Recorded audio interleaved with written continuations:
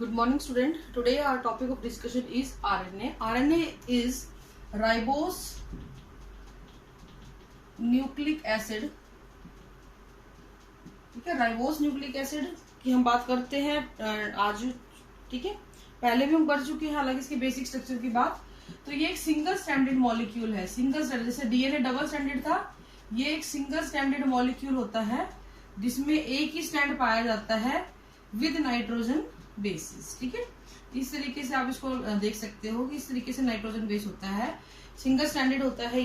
ये बहुत ही इंपॉर्टेंट होता है क्योंकि ये कैरियर की तरह काम करता है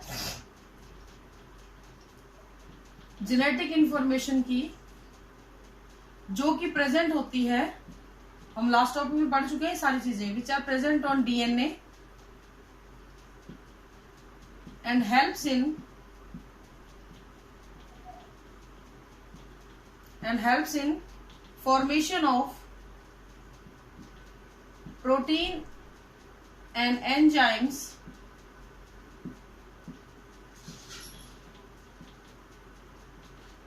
in cytoplasm. तो इस तरीके से इसका काम जो है मेनली यही माना गया है कि आरएनए जो है ये बना ही इसलिए है या है ही इसलिए कि मेजर फंक्शन इसका जो है वो ये है कि ये जेनेटिक इंफॉर्मेशन को कैरी कर सके. कहाँ पे से लाइक कहाँ से कैरी करे, उस जगह से जहाँ पे प्रेजेंट है, यानी डीएनए के पास प्रेजेंट होती है, वहां से ट्रांसक्रिप्शन के जरिए इस इंफॉर्मेशन को कैरी करता है टू साइटोप्लाज्म और वहां जाके ये हेल्प करता है प्रोटीन और एंजाइम के सिंथेसिस में करता है. कुछ जगहों पे ये आपको डबल स्टैंडर्ड लाइक ऐसे अगर ये आरएनए सिंगल स्टैंडर्ड है ऐसे हो रखा है. ठीक है, हालांकि ये सिंगल स्टैंडर्ड है लेकिन जहां पे ये इस तरीके से उलझ जाता है वहां पे कई बार डबल स्टैंडर्ड भी नजर आता है. तो आप इसको डबल स्टैंडर्ड भी बोल देते हैं कि हाँ डबल स्टैंडर्ड है. लेकिन डबल स्टैंडर्ड क्यों हुआ? Due to this coiling and all, जिसकी वजह से इनके बीच की हाइड्रोजन बॉन्डिंग. अब ये फ्री एंड है, ये बॉन्ड बना लेते हैं, इसलिए आपको डबल स्टैंडर्ड भी दिख सकता है due to the coiling. Otherwise ये एक सिंगल स्टैंडर्ड मॉलिक्यूल है ड्यू टू कॉइलिंग. ठीक है, अब हम बात करते हैं कि इसमें इसकी स्ट्रक्चर की अगर मैं बात करूं तो इसमें लगभग 70 से लेके 12,000 तक न्यूक्लियोटाइड हो सकते हैं. ये सभी न्यूक्लियोटाइड फॉस्फेट और शुगर, कौन सी शुगर? Ribose sugar.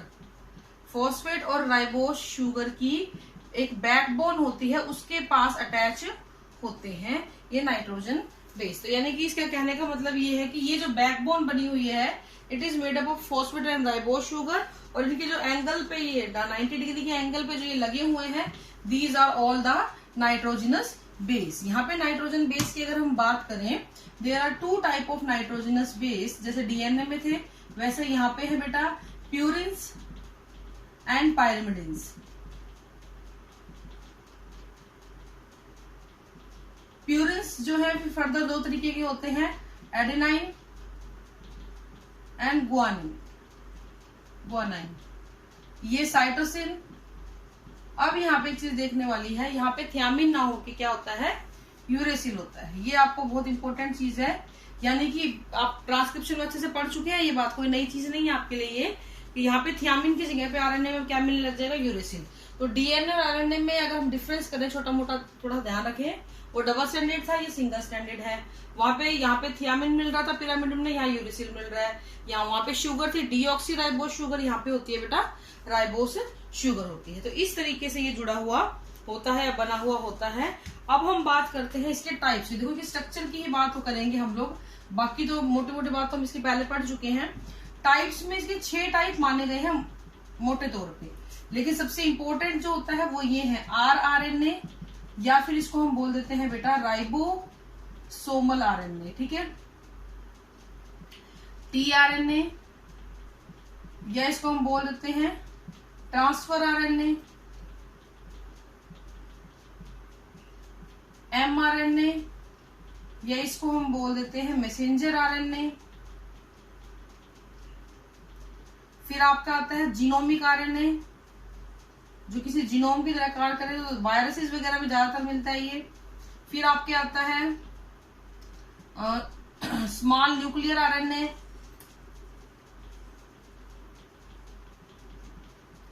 फिर आपका आता है स्मॉल साइटोप्लाज्मिक आरएनए.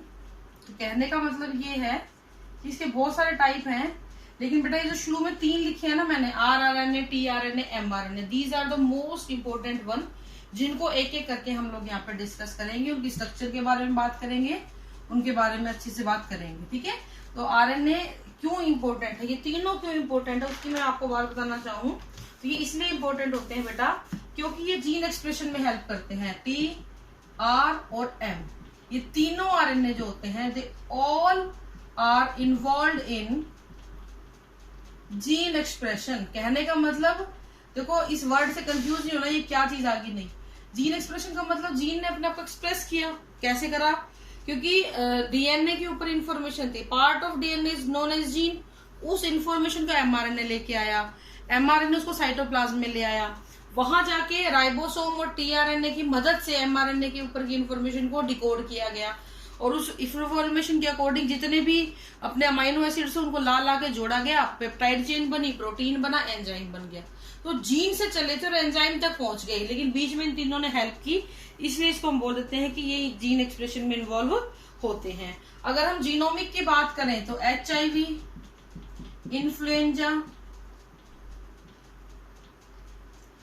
TMV, ठीक है, ये HIV human immuno deficiency virus और TMV टोबैको मोजेक वायरस, इनमें ये जीनोमिक होता है आरएनए, जीनोमिक आरएनए मिलता है, ये वायरस के नाम है सारे।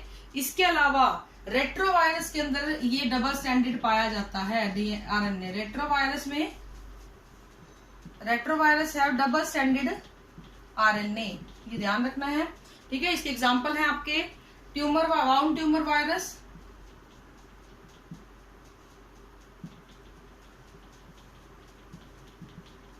वाउंड ट्यूमर वायरस हो गया आपका, और राइस ड्वार्फ वायरस, तो ये आपके एग्जांपल है। ये दोनों किसके हैं बेटा, जिसमें डीएनए डबल स्टैंडर्ड है। ये किसके हैं, जिनमें आरएनए एक जेनेटिक मटेरियल की तरह काम कर रहा है। अब हम बात करेंगे बेटा मैसेंजर आरएनए की। ठीक है, स्ट्रक्चर की बात करेंगे, ये सबसे इंपॉर्टेंट है। एमआरएनए और टीआरएनए बहुत बार पेपर के अंदर इसके बारे में पूछा जाता है कि हाँ जी इसकी स्ट्रक्चर के बारे में बताइए या इसके बारे में बताइए, तो उसी की बात करेंगे हम लोग। एमआरएनए नाम आपको पहले ही बता चुकी, मैं आपको बार बार बोल चुकी, मैसेंजर आरएनए मैसेज को लेके आ रहा है। किसके मैसेज को, डीएनए के मैसेज को। तो ये लगभग 2 से 5% बनाता है, ये लंबा होता है, और टोटल आरएनए का लगभग 2 to 5% को फॉर्म ये करता है। It is the longest RNA, और टोटल आरएनए कंटेंट का लगभग 2 से 5% हिस्सा ये बनाता है।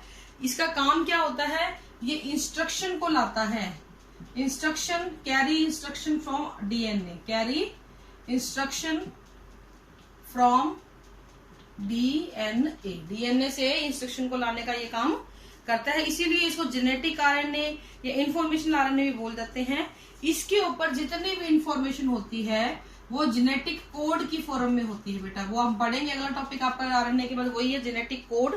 होता क्या है देखो जरा, फॉर एग्जाम्पल जैसे आपका कोड लिखते हैं हम, ये आपको ये तो पता है कि आरएनए में ऐसे जुड़े होते हैं, ए यू जी जी जी ए, है ना, यू ए जी, इस कोई भी रैंडमली मैंने लिख दिए, कोई 3 नाइट्रोजन बेस मिल के ही किसी न किसी अमाइनो एसिड को कोड करते हैं। कोई 3 बेस मिलके किसी अमीनो एसिड को कोड करते हैं, तो इसको हम क्या बोल देते हैं बेटा, जेनेटिक कोड। लाइक AUG जो है वो मीथियोनाइन को कोड करता है, आप सिकल सेल एनीमिया में पढ़ चुके हैं ये बात। GOG वलाइन को कोड करता है, UAA UAG UG ये किसी को भी कोड नहीं करते हैं। ठीक है, तो कहने का मतलब जो 3 नाइट्रोजन बेस ट्रिप्लिकेट बनाए और तीनों मिलके किसी अमीनो एसिड को कोड करे, तो उस चीज को हम क्या बोल देते हैं, जेनेटिक कोड बोल देते हैं। तो इस तरीके से ये बनते हैं, और जब ये बहुत सारे अमीनो एसिड आपस में जुड़ेंगे तो क्या बन जाएगी, आपकी पेप्टाइड चेन बन जाती है। अब मैं इसका अगर स्ट्रक्चर बनाऊं आरएनए की, मैसेंजर आरएनए की, तो स्ट्रक्चर आप थोड़ा सा देख लीजिए, आपने देखी ही हुई है, इसमें नया कुछ नहीं है। ये लास्ट टॉपिक जो आप पढ़ के आए हो ना, उसी को तब हमने थ्योरी की फॉर्म में लिखवाया था, अब आपको डायग्राम थोड़ा सा उसका यहाँ पे मैं बनवाऊंगी। बिल्कुल ये इतना आसान है, इससे आसान कुछ भी नहीं है सिलेबस में आपके।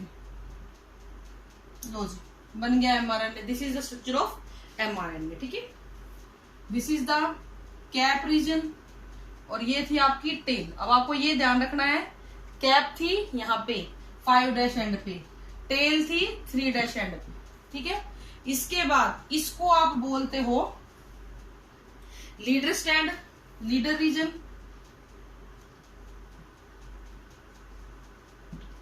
और इसको आप बोलते हो ट्रेलर रीजन। ये जो बीच में है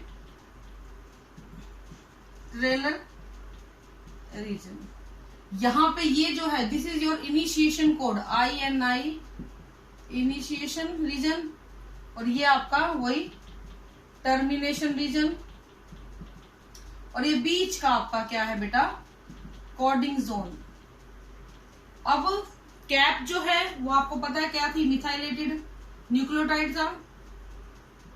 कैप किससे बनी हुई थी, मिथाइलेटेड न्यूक्लियोटाइड से बनी हुई थी।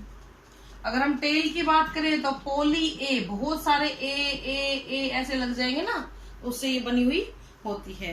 तो मिथाइलेटेड रीजन की कैप होती है।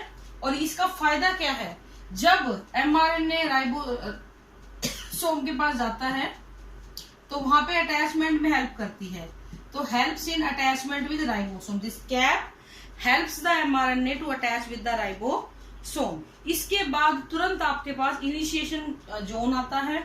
कभी कभी ये लीडर रीजन होता भी है और नहीं भी होता है, हमने बना दिया है। Leader region non coding zone होता है, यहाँ पे कोई कोड नहीं होते हैं। इनिशिएशन जोन पे आपको कोड मिलता है। आप एक चीज ध्यान रखना, AUG और GUG, इसको जैसे मर्जी याद करो, कर लो। These both are the initiation codon. किसी भी चेन को शुरू, इनिशिएशन कोडोन किसी भी चेन को शुरू करने वाले जो कोड होते हैं उनको बोलते हैं। ये मीथियोलाइन को कोड करता है, विलाइन को कोड करता है, ज्यादातर ये वाला यूज किया जाता है AUG। तो AUG is the initiation codon. उसके बाद आपको कोडिंग जोन, मेन जो इन्फॉर्मेशन है वो आएगी, और उसके तुरंत बाद जो है आपको क्या मिलेगा बेटा, एक ट्रेलर रीजन मिले, टर्मिनेशन जोन आएगा। यहाँ पे कुछ ऐसे कोड मिलेंगे जिनको आप नॉनसेंस कोडोन बोलते हो। नॉनसेंस मतलब जिनका कोई सेंस नहीं निकलता। नॉनसेंस हम बोलते हैं ना, नॉनसेंस मतलब जिस कोई बंदा बात कर रहा है, कोई इंसान बात कर रहा है और उसका कोई लॉजिक नहीं बन रहा, बोलते हैं क्या नॉनसेंस है, कोई मतलब ही नहीं है। तो ये कोड तो है पर इनका कोई मतलब नहीं है, इसका। तो जहां पे आपका टर्मिनेशन जोन आएगा ना, ये वाला, वहां पे ये तीनों में से कोई भी कोड आ जाएगा, आपकी चेन बनना रुक जाती है। Trailer region non coding zone है। फिर आपकी टेल आती है जिसमें कि बहुत सारे ए ग्रुप लगे हुए होते हैं, ठीक है। इसके बाद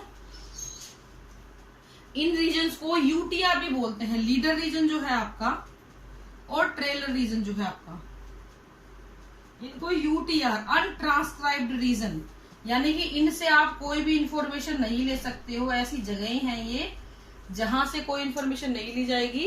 अनट्रांसक्राइब्ड रीजन भी इसको बोल दिया जाता है। कुछ प्रोकैरियोट्स के अंदर ये एक ही mRNA बहुत सारी इंफॉर्मेशन को रख लेता है, बहुत बारी कोड हो जाता है, तो उसको पॉलीसिस्टोनिक बोल देते हैं